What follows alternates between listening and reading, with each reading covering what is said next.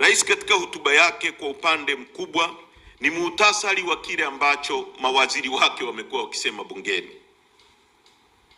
kile ambacho yeye alikisema na kuahidi alipopata mamlaka ya nchi hii, yani 4 Rs, hajakizungumza wala kukigusia hata kidogo. Kama tunakumbuka, rais alipoingia madarakani alikuja na ajenda za R4. Ya kwanza akiitaja kama reconciliation. Kwa nini rais alisema reconciliation? Kutibu majeraha. Anatambua kwamba kulikuwa na matatizo makubwa huko nyuma kwa uongozi wao, kwa akatuahidi, akawaahidi wa Tanzania kwamba kutakuwa na reconciliation, kutibu majeraha na kuwaleta wananchi pamoja.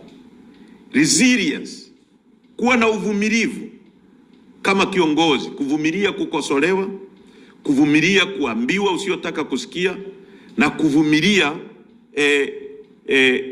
watu wengine ambao wana mtazamo tofauti na wewe na chama chako. Ya tatu ilikuwa ni reforms. Reforms, kubadilisha mambo ambayo yameharibika, kubadilisha sheria mbalimbali, kufanya mabadiliko ya sheria na utaratibu na katiba. Ndio maana alikuja na neno reforms. Na ya nne ilikuwa ni rebuild. Lakini tulipomsikiliza rais juzi, hotuba yake haikugusa chochote kuhusu hayo mambo. Rais alikuwa anazungumza sana sana na vyombo vya dola, kutoa maagizo ya vyombo vya dola kwa polisi, kwa majeshi, kwa usalama.